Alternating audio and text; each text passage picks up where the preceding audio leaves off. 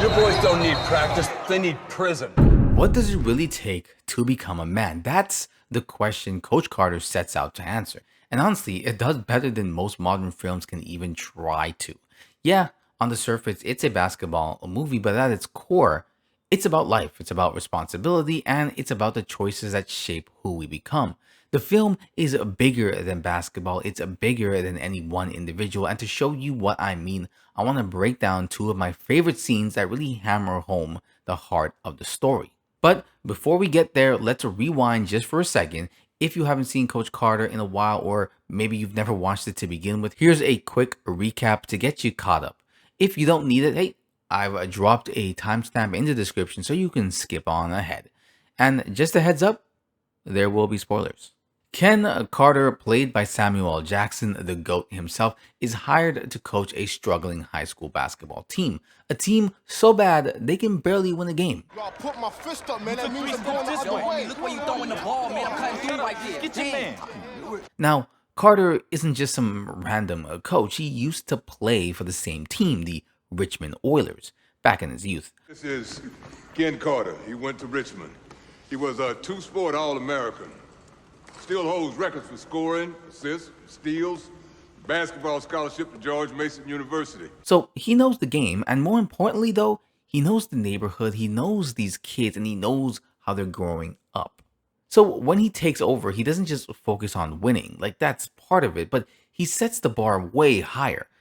Carter requires his players to sign contracts, sit in the front row of every class, maintain at least a 2.3 GPA, and turn in weekly progress reports. For the kids, this is a huge shock.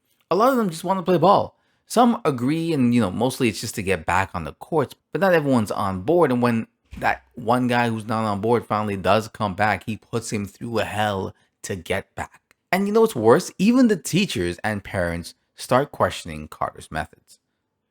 And here's the thing. That's exactly why this movie is so timeless. It came out in 2005, but here in 2025, the message feels just as relevant, maybe even more so.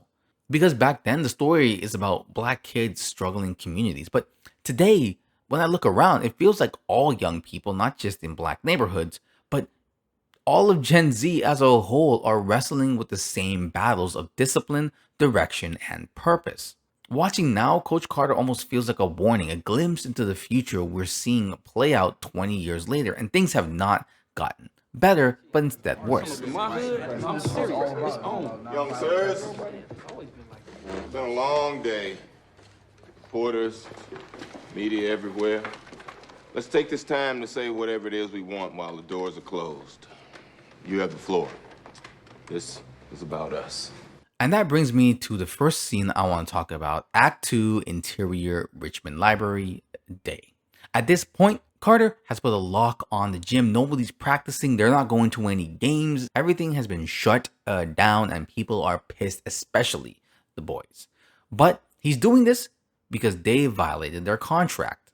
As I said before, they need to maintain a 2.3 GPA. Well, most of the team is not. And if most of the team is not, the whole team is not. We start with some pretty standard camera movements, setting up where everyone's sitting, showing their faces and their frustrations. The players are angry. This is all about Coach Carter. We're the basketball team. All I see is you on TV, getting famous. Well, let me tell you what I see. I see a system that's designed for you to fail.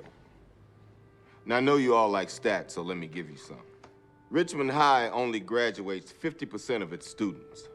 And of those that do graduate, only 6% go to college. So look at the guy on your left. Now look at the guy on your right. One of you is going to get arrested. Growing up here in Richmond, you're 80% more likely to go to prison than college. Those are the numbers. But the moment Carter starts talking, the room falls silent. See, by this point, he's earned something deeper than obedience. He's earned their respect. He's built trust. He's positioned himself as a figure of authority they can rely on. And for many of these boys, that's something they've never really had. That's the sad reality, though. A lot of young black men grow up without consistent mentors, without a father figure to help channel all that rebellious, aggressive energy. And honestly, that's true for a lot of young men in general. Without guidance, they're just left aimless and dangerous. He tells them 80% of them are probably not going to graduate, not going to become anything, and definitely not going to go pro. And for the first time, the team really hears it. Basketball is temporary. Life is permanent. Until it isn't. In this moment, Carter is less of a coach and more of a life mentor. He's saying the things no one else has ever been real enough to tell them. Not parents, not teachers, not any adult in their lives. And that's what makes this scene so powerful. Basketball fades into the background. What takes center stage is the lessons of manhood, responsibility, and accountability. But the film doesn't stop there. Later on, we get another powerful moment, another powerful scene, one that drives the message home in a very different way, in a very nail in the coffin kind of way. No pun intended.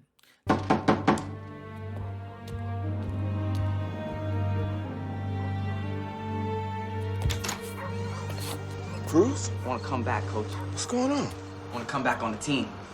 This time, we're following Cruz, who had already long since abandoned the rest of his team, learning that he needed to up his grade levels to stay on the team. He wasn't even at the library for that speech, but he experienced something way more raw, a traumatic glimpse into what his future could look like if he stays on the wrong path. What the hell happened? They shot him.